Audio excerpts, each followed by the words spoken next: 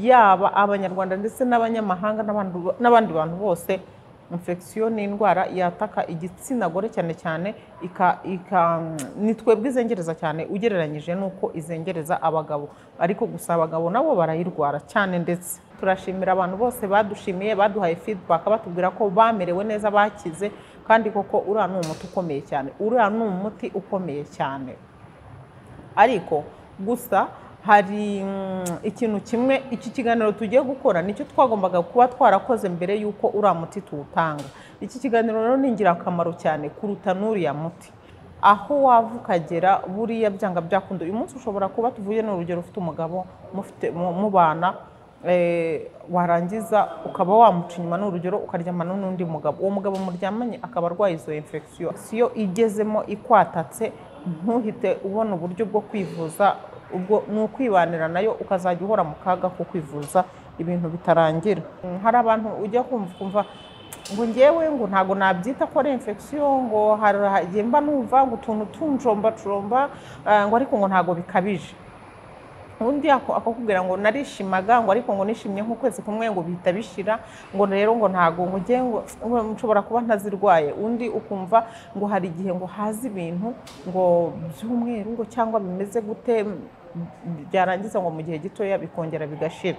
Icyo gihe rero hari igihe wirara, ariko buriya uburwayi buri hariya burimo gukura, burimo kuba ikigugu. Turabasuje bakunzi ba Umurimbo TV, turabasuje, tubahaye ikaze ku Murimbo TV, aho muri mu bice bigiye bitandukanye by'isi, mu Rwanda, mu mahanga. Tubahaye karibu, tubifuriza kugubwa neza, abatameze neza tubifuriza kumererwa neza. Nyagasana borohereze kandi mumugirire icyizere, kubera yuko iyo umusabye cyane rwose yuko ntabwo ibyo dukorera byose ari byo tuba twamusabye, adukorera byinshi birenze ibyo tuba twamusabye, ariko kumusaba no kumushimira igihe cyose ni ngombwa, kugira ngo nawe urushaho kuba umuntu nyamuntu, cyane ko twese buriya nta kindi Imana yaturemeye usibye kuyisenga. Urayisenga rero, ukayisaba, ukayishimira byose, kugira ngo ubuzima burusheho kugenda neza. Niyo bitagenze neza ntabwo biba bivuze yuko Imana itabibona cyangwa ikwanga, ahubwo ibigukunda kurushaho. Turushaho kugirira Nyagasani icyizere rero, tubifurije kugira amahoro ya Nyagasani aho muri mu bice bitandukanye by'isi. Imbere yanyu ndi Sauda, mbahaye karibu ku Murimbo TV. Tugiye kuganira ku nsanganyamatsiko rero yita cyane cyane cyangwa se ireba cyane cyane abagore cyangwa se igitsina gore. Ubwo ni abakobwa, abagore, mbese abantu bose bafite igitsina gore muri rusange. Tugiye kuganira rero ku ndwara ya infection urinary. Iyi ni indwara itesha abantu umutwe, ni indwara izengereza abantu mu buryo butandukanye. Abantu benshi cyane, yaba mu Rwanda ndetse no mu mahanga, yaba abanyarwanda ndetse n'abanyamahanga n'abandi bantu bose. Infection ni indwara yataka igitsina gore cyane cyane, ni twebwe izengereza cyane ugereranyije nuko izengereza abagabo, ariko gusa abagabo nabo barayirwara cyane. Ndetse niyo mpamvu rero tugomba kuyivugaho byimbitse, twayivugaho ibintu byinshi bitandukanye mu rwego rwo kuyirwanya. Kubera yuko nyine iyo ikintu gitesha abantu, iyo ikintu kibuza abantu amahoro, abantu bagomba kukirwanya bivuye inyuma, kubera yuko buri muntu wese aba akeneye ubuzima bwiza, aba akeneye umudendezo, aba akeneye kubaho yishimye. Hari ibiganiro twakoze byatambutse, cyangwa se mu gihe cyatambutse hari ibiganiro twashyizeho, abantu benshi byabagiriye akamaro. Turashimira abantu bose badushimiye, baduhaye feedback, batubwira ko bamerewe neza, bakize, kandi koko uriya ni umuti ukomeye cyane, uriya ni umuti ukomeye cyane. Ariko gusa hari ikintu kimwe, iki kiganiro tugiye gukora nicyo twagombaga kuba twarakoze mbere yuko uriya muti tuwutanga. Iki kiganiro rero ni ingirakamaro cyane kuruta n'uriya muti.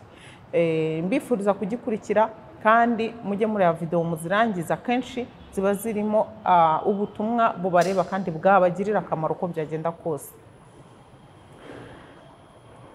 Tugiye kuvuga ku mpamvu zitera infection zizengereza abantu. Uyu munsi nimba uri umukobwa ukaba utarayirwara, izi mpamvu zirakureba. Uyu munsi nimba uri umukobwa ukaba uyirwaye, ubwo niba uri umugore muri rusange, niba utarayirwara, iyi video irakureba. Nimba unayirwaye, iyi video nabwo irakureba. Nimba waranayikize, still iyi video irakureba. Tugiye kuvuga ku mpamvu nyine nkuko nabivuze zitera infection. ni ukuvuga ngo mbere y'uko ubundi barakubwira ngo aho kuvura, mbere y'uko uvura indwara nyine mu buryo busanzwe, biba byiza uyihereye mu mizi cyangwa se biba byiza uvuye gitera. Kubera yuko uyu munsi ushobora guha umuntu umuti akawukoresha, ariko kwa ko gitera igihari, ni ukuvuga ngo ubutaha akazongera akarwara yaki, akazongera akarwara ya ndwara mu buryo bworoshye cyane. Ikintu rero ni ibintu bigera kuri bitanu twateguye bishobora kuba bitera iyi ndwara ya infection. Ibi bintu rero ukaba usabwa kubyirinda, ukaba usabwa gukurikira uyu murongo kugira ngo bigufashe kwirinda nyine iyi ndwara. Ikintu cya mbere ugomba kwirinda kugira umwanda. Ugomba kwirinda kugira umwanda uwo ari wo wose, cyane cyane umwanda w'imyenda, wo mu myenda yawe y'imbere, cyane cyane amasufutoma, amakariso nyine muri rusange, uko niko kuntu nabivuga, cyangwa se underwear. Igihe cyose iriya myambaro ishobora kugukururira akaga ko kwandura infection. Igihe cyose utayikoreye isuku ihagije, igihe cyose hari ahantu utahakorera isuku ihagije, ugomba kumenya yuko nimba utaranarwara itegure yuko ugomba kurwara uko byagenda kose. Ikintu cya kabiri,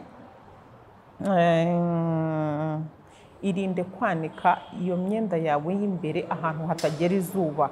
Hanyuma bishoboka ko hari igihe abantu baba mu buzima butandukanye, ushobora kuba uba ahantu cyangwa se ushobora kuba uba mu buzima butakwemerera kuba wafata imyambaro yawe ngo uyanike hanze ku zuba ikubitwe n'izuba, kugira ngo ari amabakiteri abashe gupfa cyangwa se iriya myanda ibashe kwicwa n'iyo mirasire y'izuba. Icyo gihe iyo bimeze gutyo, iyo myenda yawe urayanika, hanyuma yamara kuma ukamekinga shuwa ko ufite ipasi yo kuyitera mbere y'uko uyambara, ukayitera ipasi ukayigorora kugira ngo yice iriya myanda nyine ishobora kuzana kugutera infection.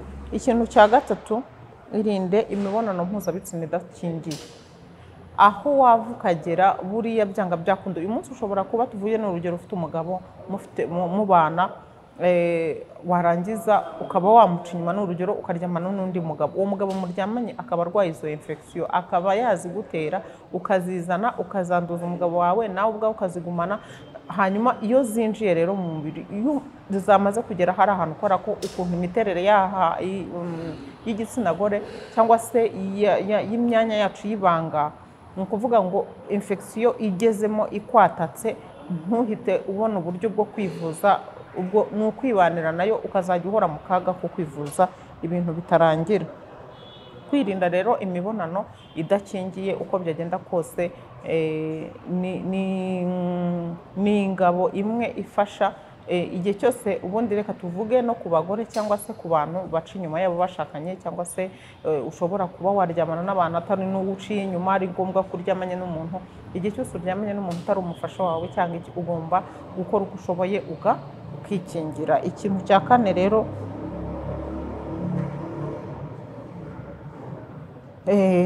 kora uko ushoboye kose.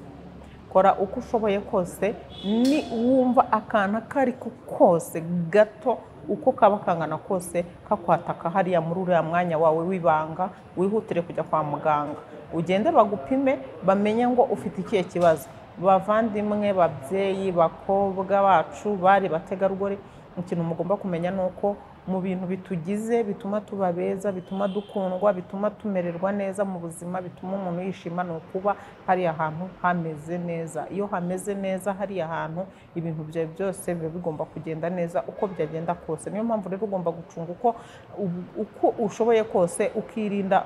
Hari abantu ujya kumva ngo ngewe ngo ntago nabyita ko ari infection, ngo haragiye mba numva ngo utuntu tunjomba ngo ariko ngo ntago bikabije.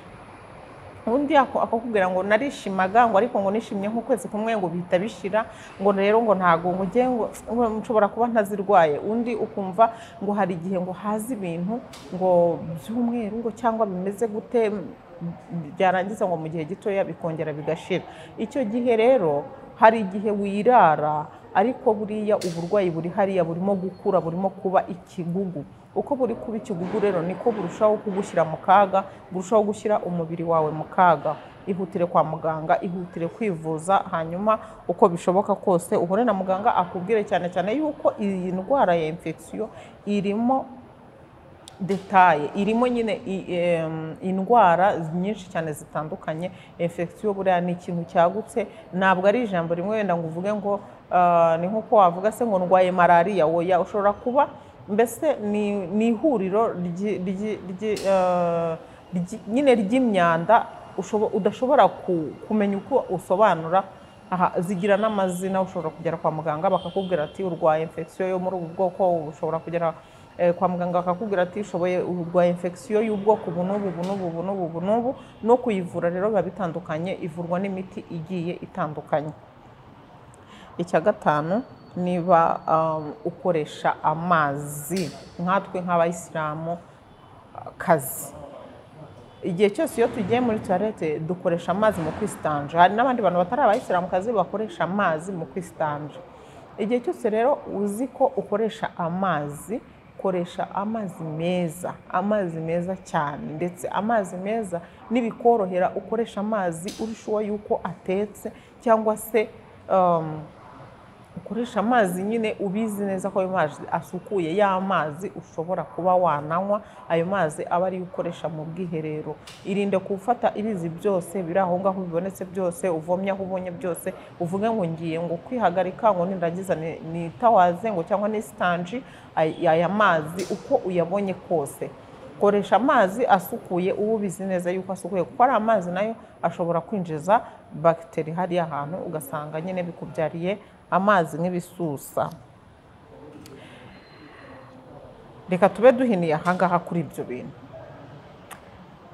Umwana w'umukobwa uri ku ishuri, abana bari muri interna, abana ni ukuvuga ngo uyu mwana uri muri interna ashobora kutareba ibiganiro by'Umurimbo TV, ariko ashobora kuzabibona kera harabaye cyangwa muri vacances.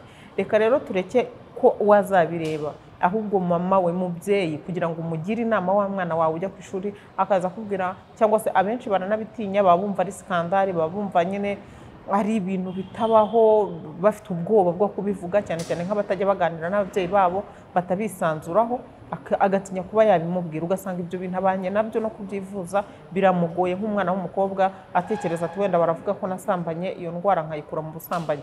Ndagira ngo nkumenyeshe yuko iyi ndwara ya infection ntago yandurira mu busambanyi gusa, ntago yandurira mu mibonano mpuzabitsina gusa, ahubwo iyi ndwara yandurira muri izo mpamvu zose navuze.